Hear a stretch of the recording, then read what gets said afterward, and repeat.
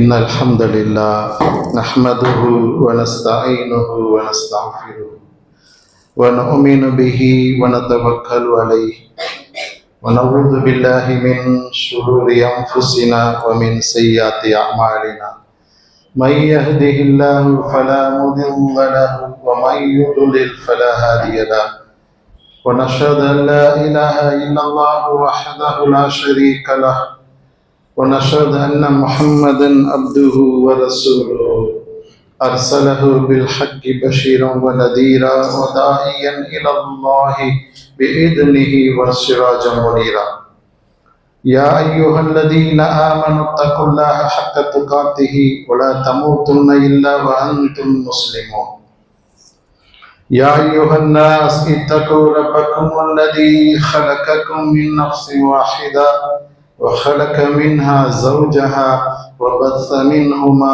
رجالا كثيرا ونساء واتقوا الله الذي تساءلون به والأرحام إن الله كان عليكم رقيبا يا أيها الذين آمنوا اتقوا الله وقولوا قولا سديدا يصلح لكم أعمالكم ويغفر لكم ذنوبكم ومن يطع الله ورسوله فقد فاز فوزا عظيما إن أصدق الحديث كتاب الله وأحسن الحديث حديث محمد صلى الله عليه وسلم وشر الأمور محدثاتها كل محدثة بدعة كل بدعة ضلالة كل ضلالة في النار اللهم صل على رسولك سيدنا ونبينا مولانا محمد وبارك وسلم عليه. எல்லாம் வல்ல அல்லாஹ் தஆலாவுடைய நல்லடியார்களே,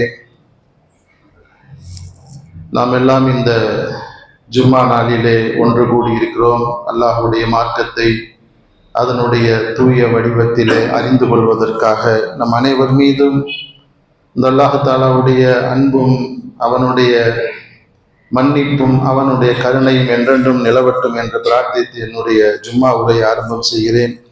அன்பானவர்களே, அல்லாஹ்வுடைய தூதர் ஸல்லல்லாஹு அலைஹி வஸல்லம் சொன்னார்கள், இன்னமல் அஅமாலு பின்னியா, செயல்கள் அனைத்தும் எண்ணங்களை பொறுத்தே அமைகின்றன என்று.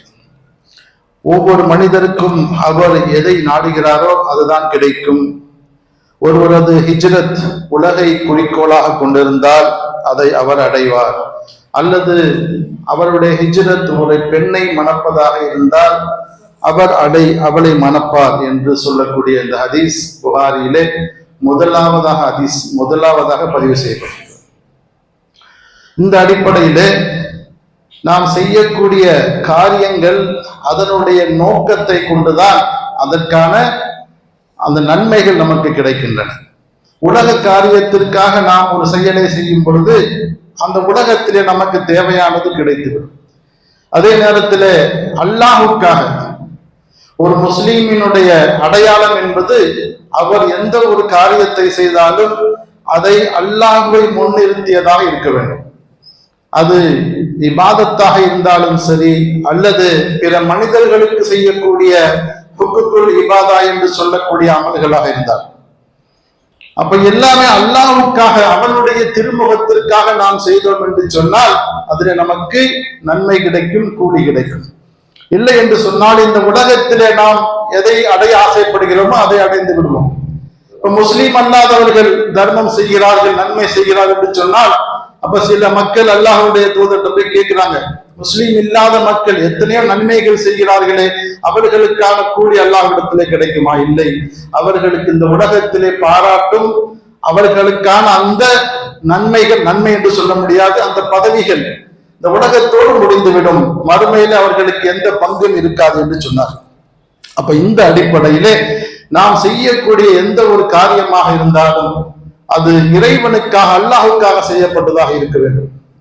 பிறர் நம்மை பாராட்ட வேண்டும், இவர் பெரிய வணக்கசாலி, இவர் மிகச்சிறந்த ஒரு கொடையாளர் என்று சொல்வதற்காக நம்முடைய இபாதத்துகளை நாம் அமைத்துக் கொண்டோம் என்று சொன்னால் அதுல நன்மை கிடைக்காது.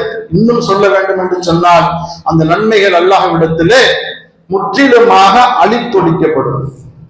ஏனென்று சொன்னால் இன்னைக்கு நம்ம வாழ்க்கையில பார்க்கிறோம், நம்ம காலையில எழுந்ததில் இருந்து நாம் படுக்கைக்கு செல்லும் வரைக்கும் ஒவ்வொரு முஸ்லீமுடைய வாழ்க்கையும் பார்த்தீங்கன்னா பெரும்பாலும் பெருமையோடு தான் வாழ்ந்து கொண்டிருக்கிறோம். சிலர் அதை தெரிந்து செய்கிறார்கள். சில பணக்காரர்கள், பதவியில வைக்கக்கூடியவர்கள், அவங்க என்ன செய்யறாங்க, அவங்களுடைய அந்த செல்வாக்கு, அந்த அவங்களுடைய வாழ்க்கை தரத்தை வைத்து பெருமை அடிப்பதை பார்க்கிறோம். ஆனால் சிலர் என்ன செய்யறாங்கன்னா அறியாமலே தங்களுக்கு அது நன்மையா தீமையா என்று தெரியாத வகையிலே பெருமை அடிப்பதை எல்லாம் பார்க்கிறோம். அல்லாஹ்வுடைய தூதர் சொன்னாங்க, இந்த முகஸ்துதி இருக்குது பாருங்க, இது எவ்வளவு பாதகமான ஒரு செயல் என்று சொன்னால், ஒரு முறை சஹாபாக்கள் மத்தியிலே அல்லாஹ்வுடைய தூதர் உரையாற்றுவாங்க, தஜ்ஜாலுடைய குழப்பத்தை விட பெரிய குழப்பம் ஒன்று இருக்கிறது என்று சொன்னாங்க. தஜ்ஜால் என்பவன் வருவான், அவனுடைய குழப்பம் தான் மிகப்பெரிய குழப்பம். ஏன் எல்லா நபிமார்களும் இந்த தஜ்ஜாலை பற்றி எச்சரிக்காமல் இருந்ததில்லை, அல்லாஹ்வுடைய தூதரும் எச்சரித்திருக்கிறார்கள். அப்ப சஹாபாக்கள் கேட்கிறாங்க, யார சொல்லலாம், தஜ்ஜாலுடைய குழப்பத்தை விட ஒரு பாதகமான ஒன்று இருக்கிறதா என்ன என்று கேட்ட பொழுது நபி ஸல்லல்லாஹு அலைஹி வஸல்லம் சொன்னார்கள், அதுதான் ரியா, முகஸ்துதி என்று சொன்னார்கள். அதற்கு விளக்கமாக அல்லாஹ்வுடைய தூதர் சொன்னார்கள், ஒருவர் தொழுகையிலே நிற்பார், பிறர் நம்மை நோக்குகிறார்கள் என்ற எண்ணம் அவருக்கு ஏற்பட்டால் அந்த தொழுகை அவர் அலங்கரிப்பார் என்று சொன்னார். சிந்திச்சு பார்க்கிறோம், தொழுகை என்பது ஒரு வணக்க வழிபாடு, அதுல நமக்கு நன்மை கிடைக்கும் அதை செய்தால். ஆனால் அந்த நன்மை கூட என்ன ஆகும் சொன்னா தீமையாக மாறிவிடும். எப்போது என்று சொன்னால் இது பிறருடைய பாராட்டை பெற வேண்டும் என்ற நோக்கத்திலே செய்யப்பட்டதாக இருந்தார். அப்ப இது ரியா என்பதை நாம் விளங்கிக் கொள்ள வேண்டும். இப்னு அப்பாஸ் ரலியல்லாஹு அறிவிக்கிறாங்க, இது புகாரிலே பதிவு செய்யப்பட்ட ஹதீஸ்.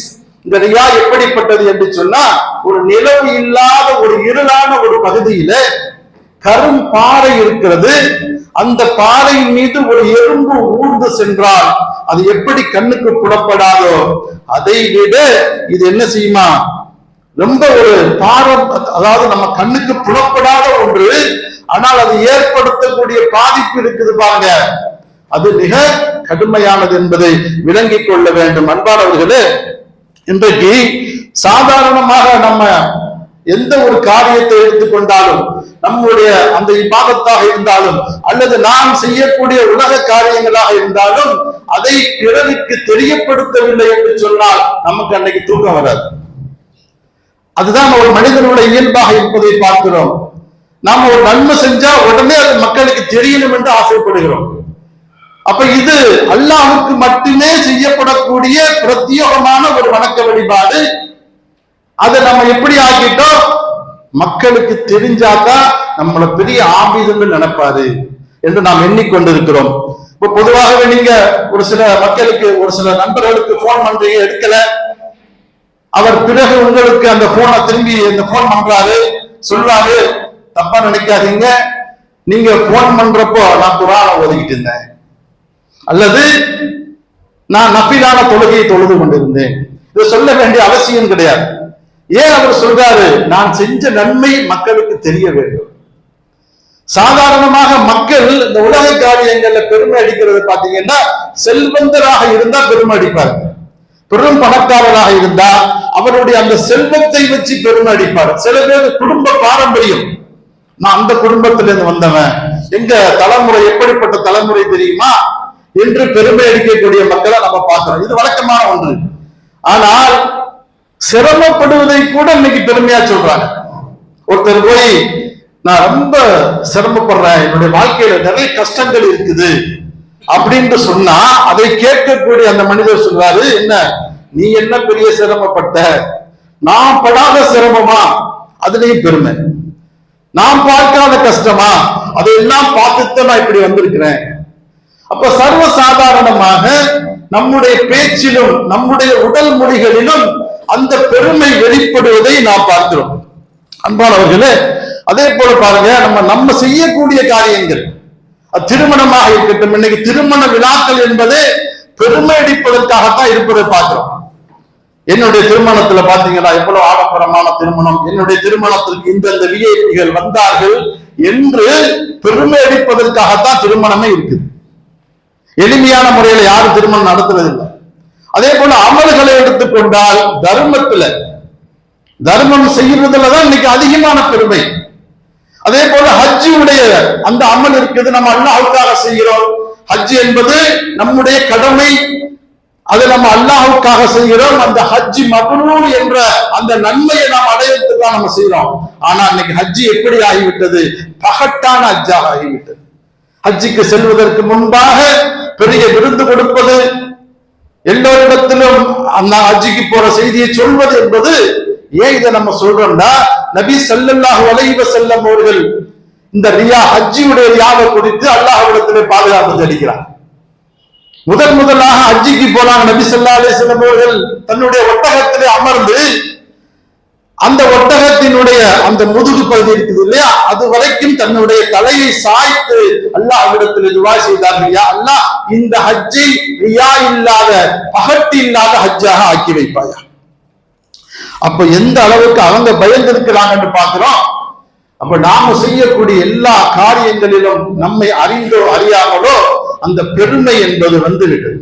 ஏன் இப்படி பெருமையை குறித்து இஸ்லாம் கடுமையாக சொல்கிறது என்று சொன்னா, நபி ஸல்லல்லாஹு அலைஹி வஸல்லம் அந்த ஒரே வார்த்தையில் அதை முடிச்சு விட்டுறாங்க. என்ன சொல்றாங்க பாருங்க, லா யத்ஹுலுல் ஜன்னத, சொர்க்கத்திற்கு நுழையவே முடியாது, மன் கான ஃபீ கல்பிஹி மிஸ்கால தர்ரத்தின் மின் கிபர், யாருடைய உள்ளத்திலே கடுகளவு பெருமை இருக்கிறதோ சொர்க்கத்தில் நுழையவே முடியாது.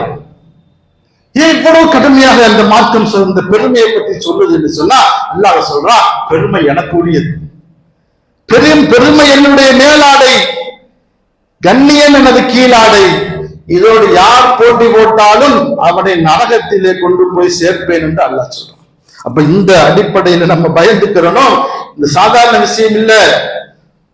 இந்த மார்க்கத்துல நம்முடைய அமல்களை எல்லாம் ஒட்டுமொத்தமாக காலி செய்யக்கூடிய விஷயம்தான் இந்த பெருமை என்பது, புகஸ்துதி என்பது.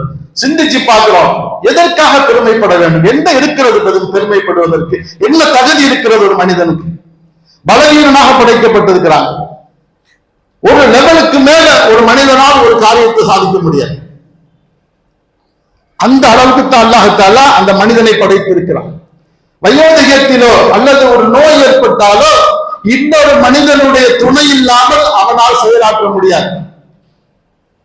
அப்புறம் எதற்கு? இது பணக்காரராக இருந்தாலும் சரி, ஏழையாக இருந்தாலும் சரி, இது எல்லோருக்கும் பொருந்தும். அப்ப மனிதனே பலவீனமாகத்தான் படைக்கப்பட்டிருக்கிறான். நம்முடைய வாழ்க்கையில நம்முடைய அடுத்த நொடி நமக்கு தெரியாது. உயிரோடு இருப்போமா இருக்க மாட்டோமா நமக்கு தெரியாது. அப்புறம் என்ன பெருமை வேண்டி இருக்கிறது வாழ்க்கையில? அப்ப இந்த அடிப்படையை நம்ம தெளிவாக விளங்கிக் கொள்ள வேண்டும். அது மட்டுமல்ல, அல்லாஹ் தஆலா சொல்லி காட்டுகிறான், இந்த செல்வம், இந்த பதவி, அந்தஸ்து எல்லாம் எப்பவுமே ஓரிடத்துல இருக்காது. குர்ஆன்ல அல்லாஹ் சொல்றான், தில்கல் ஐயாமு நுதாவிலுஹா பைனன் நாஸ், நாம் இந்த கால சக்கரத்தை மனிதர்கள் மத்தியிலே மாற்றி சுழற்றி கொண்டே இருப்போம். அப்படி என்ன அர்த்தம்? ஒருவன் மேல இருப்பான், செல்வந்தனாக இருப்பான், பதவியில் இருப்பான், அடுத்த தலைமுறை கீழே வந்துடும். சிலர் ஏழையாக இருப்பார்கள், ஒரு தலைமுறை அல்லாஹ்வுடைய அந்த பழக்கத்தின் காரணத்தினால அவர் அடுத்த தலைமுறையிலே மிகப்பெரிய செல்வந்தராக வந்து விடுவார். அப்ப இதெல்லாம் நம்முடைய கையில கிடையாது. இப்ப அல்லாஹ்வுக்கு சொல்லக்கூடிய அந்த வாசகம் நம்ம சிந்திச்சு பார்க்கிறோம். அல்லாஹ் தஆலா எத்தனையோ சமுதாயங்களை அளித்திருக்கிறாங்க. ஆது சமுதாயம், அலம் தர கைஃப ஃபஅல ரப்புக பிஆத் இர்ம தாத்தில் இமாத் வ ஸமூத் அல்லதீன ஜாபு ஸஹர பில் வா. அல்லாஹ் தஆலா ஆது கூட்டத்தை இதுல சொல்றான், சமூத் கூட்டத்தை சொல்றான், வ ஃபிர்அவுன பில் அவுதா, ஃபிர்அவுனை பத்தி சொல்றான். இந்த ஒரு வசனத்துல பாத்தீங்கன்னா அந்த 3 பேர் அல்லாஹ் தஆலா சொல்லி காட்டுகிறான். இந்த 3 பேருக்குமான ஒரே ஒற்றுமை என்ன தெரியுமா? இவங்க எல்லாம் ஆணவம் கொண்டார்கள், பெருமை அடித்தார், வேற ஒண்ணு இல்லை. இந்த ஆது சமுதாயத்தை பத்தி அல்லாஹ் சொல்லும் பொழுது இவங்க எப்படிப்பட்டவங்க தெரியுமா? இரம் என்ற அந்த இரம் என்ற கோத்திரத்தை சார்ந்தவர்கள். இவர்கள் மிகப்பெரிய மலைகளை குடைந்து அங்கே என்ன செய்வாங்க, இந்த தூண்களை அமைத்து வீடுகளை அமைத்துக் கொள்வார்கள். அந்த அளவிற்கு பலசாலிகள். ஹூத் அலைஹிஸ்ஸலாம் அவர்களை நபியாக அந்த கூட்டத்துக்கு அல்லாஹ் அனுப்புறான். அவர்கள் நபியை ஏற்றுக்கொள்ளவில்லை, அல்லாஹ்வுக்கு மாறு செய்கிறார்கள், பெருமை அடிக்கிறார்கள். ஏறத்தாழ அல்லாஹ் தஆலா குர்ஆன்ல சொல்லி காட்டுகிறான், 7 இரவுகள் 6 பகல்கள் நாம் சூறாவளி காற்றை அவர்கள் மீது ஏவினோம். நபி அல்லாஹ் சொல்லி காட்டுகிறார். அந்த சமூகம் எப்படி ஆட்சி தெரியுமா? அடியோடு சாய்ந்து விட்ட பேரித்தம் மரங்களை போல அவர்களை நபியே நீங்கள் இருந்தால் பார்த்திருப்பீர்கள் சொல்றாங்க. அல்லாஹ்வுடைய தூதருக்கு இதை அறிவித்துக் கொடுக்கிறான் அல்லாஹ். அதே போல ஃபிரௌன் சொன்னான், அன ரப்புக்குமுல் அலா, நான் அல்லாஹ்வை விட மேலானவன். அவன் தண்ணீரிலே மூழ்கடிக்கப்பட்டு சாகடிக்கப்பட்டான். அதே போல காரூன் என்று சொல்லக்கூடிய ஒரு மனிதன் இருந்தான், மூசா நபியுடைய சொந்தக்காரன். இவனுடைய செல்வங்கள், இவனுடைய பொக்கிஷங்கள், இவற்றை சுமந்து செல்வதற்கு ஒரு கூட்டம் இருக்குமா? அவ்வளவு பெரிய செல்வந்தனாக அல்லாஹ் அவனை ஆக்கி இருந்தான். அவன் சொன்ன அல்லாஹ் தஆலா அவனை எச்சரித்தான், உனக்கு கொடுத்த இந்த செல்வத்தை கொண்டு நீ மறுமையினுடைய வீட்டை நீ தேடிக்கொள் என்று அல்லாஹ் எச்சரித்தான். அவன் கேட்கவில்லை. அவன் தன்னுடைய சகாக்களோடு ஒரு மிகப்பெரிய மாளிகை கட்டி அந்த மாளிகையை திறப்பதற்காக போகிறான். போகக்கூடிய வழியெல்லாம் ஏழைகளுடைய குடிசைகள் இருக்கின்றன. ஏழைகள் பார்த்து அப்படியே ஆச்சரியப்பட்டு சொன்னார்கள், வாழ்ந்தால் இவனை போல வாழ வேண்டும். அங்க போய் அந்த மாளிகையில கால வைக்கிறான். அப்ப அந்த கூட்டத்தாரோடு அந்த மாளிகை மண்ணிலே புதைந்து ஒன்றுமில்லாமல் ஆகிவிடுகிறது. அந்த ஏழைகள் சொன்னார்களாம், இப்படி ஒரு வாழ்க்கை எங்களுக்கு தேவையில்லை, அல்லாஹ் கொடுத்ததை கொண்டு நாங்கள் போதுமாக்கி கொண்டோம். அன்பானவர்களே, எந்த ஒன்றும் எந்த நாளும் நிலைத்திருக்காது, அது மாறிக்கொண்டே இருக்கும் என்பதை விளங்கிக் கொள்ள வேண்டும். நபி ஸல்லல்லாஹு அலைஹி வஸல்லம் அவங்களுக்கு ஒரு ஒட்டகம் இருந்துச்சு. அந்த ஒட்டகம் எப்படிப்பட்டது என்று சொன்னால், யாராலும் எந்த ஒட்டகத்தாலும் அதை முந்த முடியாது. அப்படிப்பட்ட வேகமாக ஓடக்கூடிய ஒட்டகம். ஆனால் ஒரு கிராமவாசி ஒரு ஒட்டகத்தை ஓட்டிட்டு வர்றாரு. அந்த ஒட்டகம் அல்லாஹ்வுடைய தூதருடைய ஒட்டகத்தோடு போட்டி போட்டு அதை முந்திவிடுகிறது. சஹாபாக்கள் எல்லாம் ரொம்ப வருத்தப்பட்டாங்க, என்னடா இப்படி ஆயிடுச்சு, நபி ஸல்லல்லாஹு அலைஹி வஸல்லம் உடைய ஒட்டகத்தையே ஒரு சாதாரண கிராமவாசியுடைய ஒட்டகம் முந்திவிட்டது என்று கவலைப்பட்டாங்க. நபி ஸல்லல்லாஹு அலைஹி வஸல்லம் அவர்கள் அழைத்து சொன்னார்கள், அமைதியாக சொன்னார்கள், மக்களே கவலைப்படாதீங்க, எந்த ஒன்று மேலே எழுந்து செல்கிறதோ அதை ஒரு நாள் அல்லாஹ் தஆலா கீழே கொண்டு வந்தே தீருவான். இது அல்லாஹ்வுடைய நியதி என்று சொன்னார். அன்பானவர்களே, அப்ப இதுதான் நம்ம புரிய வேண்டிய விஷயம். எதுவுமே நிரந்தரம் கிடையாது இந்த உலகத்துல. ஆனால் மறுமை நிரந்தரம், மறுமைக்கான வாழ்க்கை நிரந்தரம். அப்ப நம்ம யாருக்காக அமல் செய்ய வேண்டும், யாருடைய அந்த பாராட்டை பெற வேண்டும் என்று ஆசைப்பட வேண்டும்? அல்லாஹ் தஆலாவுடைய பாராட்டை மட்டுமே என்பதை விளங்கிக் கொள்ள வேண்டும்.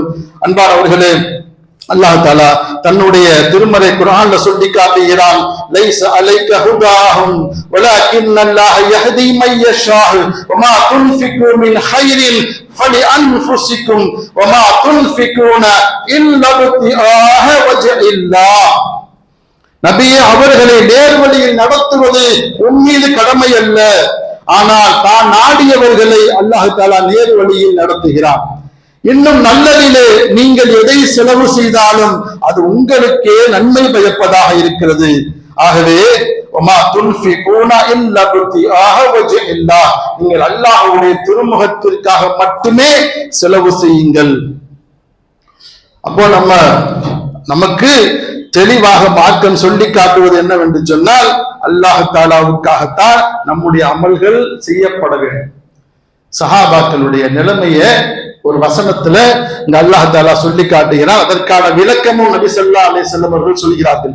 ஒரு குர்ஆனுடைய வசனம், வல்லதீன யூதூன மா ஆத்தௌ வ குலூபுஹும் வஜிலத்துன் அன்னஹும் இலா ரப்பிஹிம் ராஜிஊன். இன்னும் எவர்கள் தங்களுடைய இறைவனிடம் தாங்கள் திரும்பி செல்ல வேண்டியவர்கள் என்று அஞ்சக்கூடிய உள்ளத்தினராய் அல்லாஹ் அவர்களுக்கு கொடுத்ததிலிருந்து வேண்டிய அளவுக்கு செலவு செய்வார்கள். உலாயிக யுஸாரிஊன ஃபில் கைராத்தி வஹும் லஹா சாபிகூன். இவர்கள் தான் நன்மையின் பக்கம் விரைகிறார்கள், இன்னும் அவற்றை நிறைவேற்றி வைப்பதிலே முந்தக்கூடியவர்களாக இருக்கிறார்கள். இந்த வசனம் இறங்கப்பட்ட உடனே அன்னை ஆயிஷா ரலியல்லாஹு அன்ஹா கேட்கிறாங்க, யா ரசூலுல்லாஹ், இந்த தர்மம் செய்யக்கூடிய இந்த மக்கள் அதை செய்துவிட்டு ஏன் அஞ்ச வேண்டும்? நன்மை தானே செய்யறாங்க, விபச்சாரம் செய்யவில்லையே, மது அருந்தவில்லையே. அந்த வாசகம் இந்த ஹதீஸ்ல அப்படியே வருது.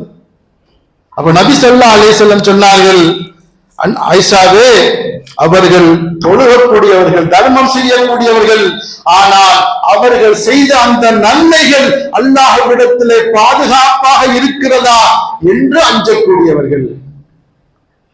நாமளும் தொழுகிறோம், நாமளும் நோன்பு வைக்கிற எல்லா அமல்களும் செய்யலாம், ஆனால் அல்லாஹ்விடத்துல பத்திரமாக இருக்கிறதா? யாருக்காவது அந்த பயம் இருக்கிறதா?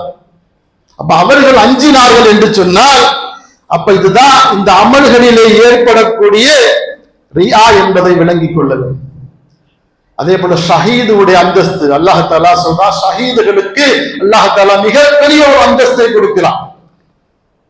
அவர்கள் கபருடைய வாழ்க்கை அவர்களுக்கு கிடையாது. அவர்கள் கொல்லப்பட்டால் அதை ஆடையோடு கபனிடப்பட வேண்டும். இந்த அந்தஸ்தும் அல்லாஹ் கொடுக்கிறான். ஆனால் அவர்கள் கூட எந்த நோக்கத்திற்காக அந்த ஷஹாதத்தை செய்கிறார்கள் என்பதை அல்லாஹ் பார்க்கிறான். ஒரு மனிதர் கேட்கிறார், யா ரசூலுல்லாஹ், ஒருவர் தனிப்பட்ட கோபத்திற்காக அல்லாஹ்வுடைய பாதையில போர் செய்கிறார், இன்னொருவர் தன்னுடைய குலப்பெருமையை காப்பதற்காக போர் செய்கிறாரு.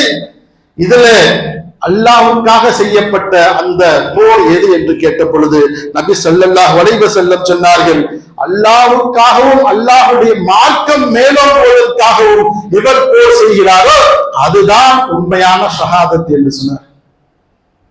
அப்போ நம்ம தெளிவாக புரிந்து கொள்ள வேண்டும், நன்மைகள்ல கூட இஹ்லாஸ் இருக்க வேண்டும். இல்லை என்று சொன்னால் அது அல்லாஹ்விடத்திலே ஒப்புக்கொள்ளப்படாது என்பதை விளங்கிக் கொள்ள வேண்டும். அன்பானவர்களே, அல்லாஹ்வுடைய தூதர் ஸல்லல்லாஹு அலைஹி வஸல்லம் வாழ்க்கையை பார்க்க ரொம்ப எளிமையான வாழ்க்கை, பகட்டில்லாத வாழ்க்கை. யாரும் எளிதாக அவர்களை அணுகிவிட முடியும், அவ்வளவு எளிமையான வாழ்க்கை வாழ்ந்தவர்கள். ஒரு முறை ஒரு பயணத்தில் இருக்கிறாங்க. ஜாபிர் பின் அப்துல்லா என்ற சஹாபி அறிவிக்கிறார், அந்த பயணத்திலே மர்ருல் லஹ்ரான் என்ற ஒரு இடத்திலே தங்குகிறார்கள். அங்கே அல் கபாஸ் என்று சொல்லக்கூடிய ஒரு மரத்தினுடைய பழத்தை மக்கள் பறித்து சாப்பிடுறாங்க. அப்ப நபி ஸல்லல்லாஹு அலைஹி வஸல்லம் சொல்றாங்க, அந்த பழங்களிலேயே கருப்பு நிற பழத்தை நீங்கள் சாப்பிடுங்கள், அது சுவையாக இருக்கும் என்று சொல்றாங்க. இப்ப மக்கள் கேட்கிறாங்க, யா ரசூலுல்லாஹ், இது உங்களுக்கு எப்படி தெரியும்?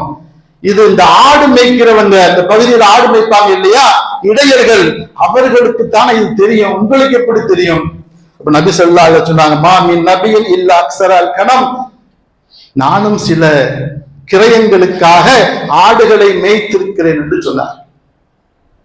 நம்முடைய வாழ்க்கைய நாம செஞ்ச அந்த தொழிலை கூட இன்னைக்கு நிறைய பேர் சொல்வதற்கு வெட்கப்படுவதை பார்க்கிறோம்.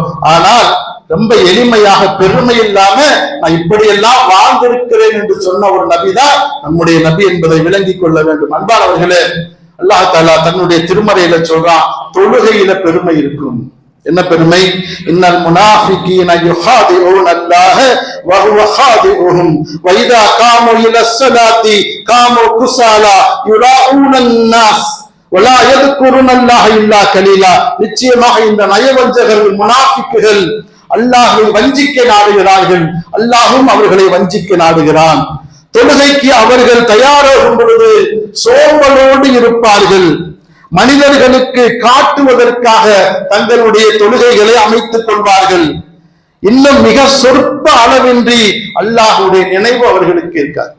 அப்ப அல்லாஹ்வுடைய நினைவு இல்லாமல் பள்ளியில போய் மக்களுக்கு காட்டுவதற்காக, மக்களிடத்திலே பாராட்டை பெற வேண்டும் என்பதற்காக தங்களுடைய அமல்களை ஆக்கிக் கொள்வார்கள்.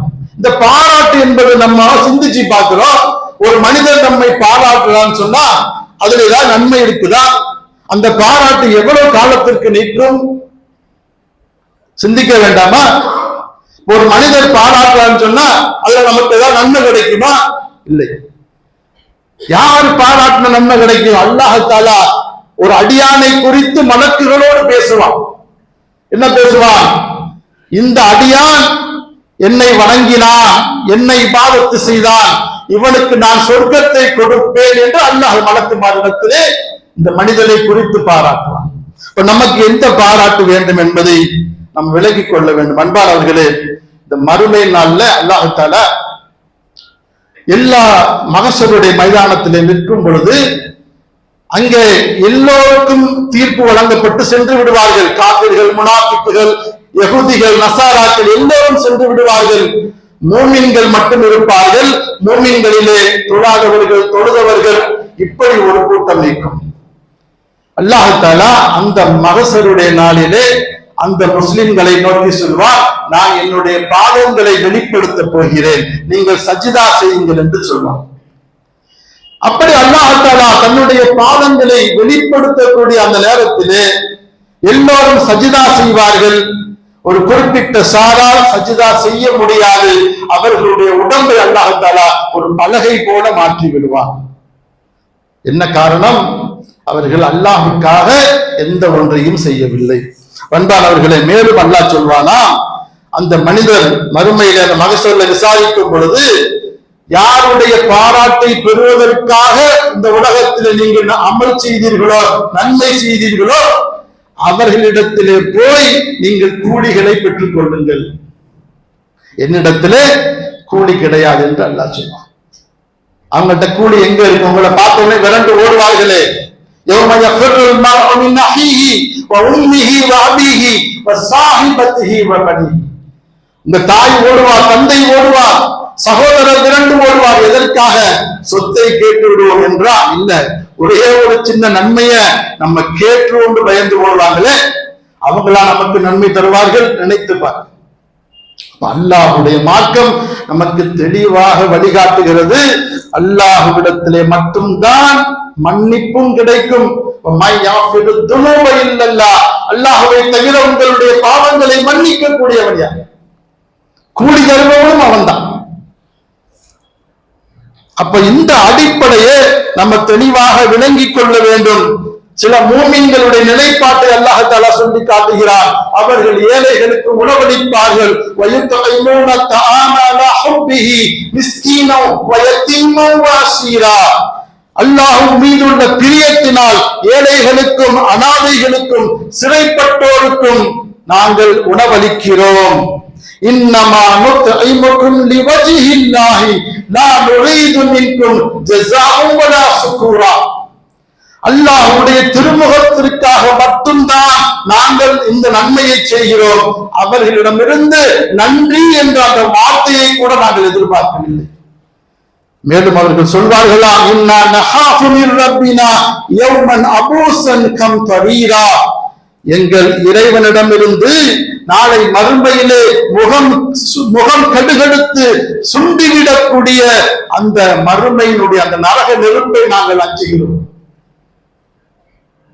அப்போ அவங்க நோக்கம் என்ன? அல்லாஹ்வுக்காக, அந்த அல்லாஹ்வுடைய திருமுகத்திற்காக தர்மம் செய்கிறார்கள். எதற்கு அஞ்சுகிறார்கள்? நாளை அல்லாஹ் தஆலா நமக்கு நரகத்தை தந்து விடுவானோ.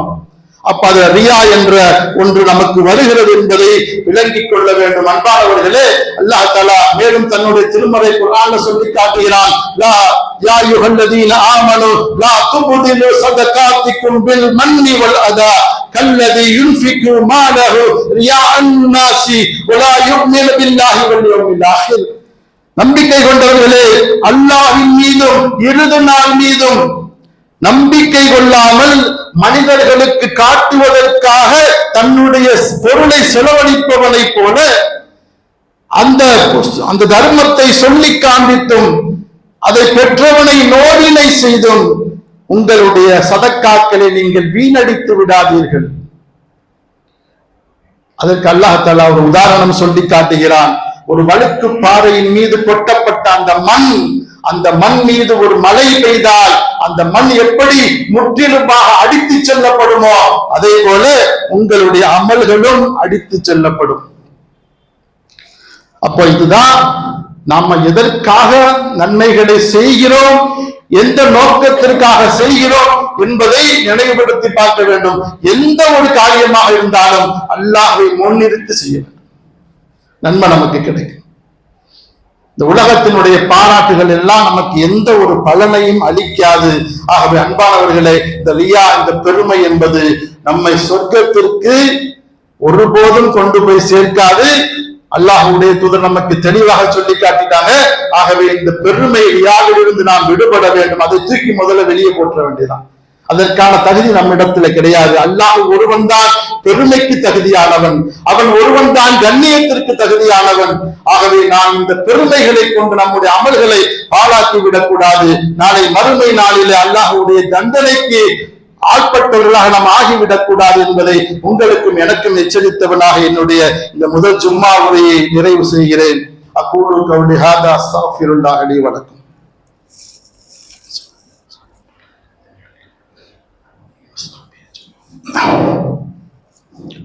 அஸ்ஸலாத்து வஸ்ஸலாமு அலா ரசூலில்லாஹில் கரீம் வ அலா ஆலிஹி வ அஸ்ஹாபி அஜ்மாயின் அம்மா பஅத். அன்பானவர்களே, இது ஒரு முக்கியமான ஒரு செய்தி. அல்லாஹ் தஆலா குர்ஆன்ல சொல்லி காட்டுகிறான். ஷைத்தான் அல்லாஹ்விடத்திலே விவாதம் செய்வான். அவன் அல்லாஹ்விடத்திலே எப்படி விவாதம் செய்வான் தெரியுமா? கால சொல்வான், ரப்பி என்னுடைய பிமா அவைத்தனி லவ் ஸையினன்ன லஹும் ஃபில் அர்லி வ லஉஃபியன்னஹும் அஜ்மாயின். இறைவா, நீ என்ன வழிகெடுத்துட்ட இல்லையா? அல்லாஹ் யார் சொல்வா? ஷைத்தான் அல்லாஹ்விடத்துல சொல்வா, நீ என்னை வழிகெடுத்ததன் காரணத்தினால இந்த உலகத்துல வாழக்கூடிய அத்தனை மனிதர்களையும் ஒட்டுமொத்தமாக வழிகெடுப்பேன். இந்த உலகத்திலே அனைத்தையும் அவர்களுக்கு அழகாக காட்டுவேன். சொல்லிட்டு அவன் சொல்றான், இல்லா இபாதக மின்ஹுமுல் முஹ்லஸீன். யாரை என்னால் வழிகெடுக்க முடியாது தெரியுமா? யார் இஹ்லாஸோடு உனக்காக மட்டுமே அமல் செய்கிறார்களோ அவர்களை என்னால் வழிகெடுக்க முடியாது என்று ஷைத்தான் டிக்ளேர் பண்றாங்க.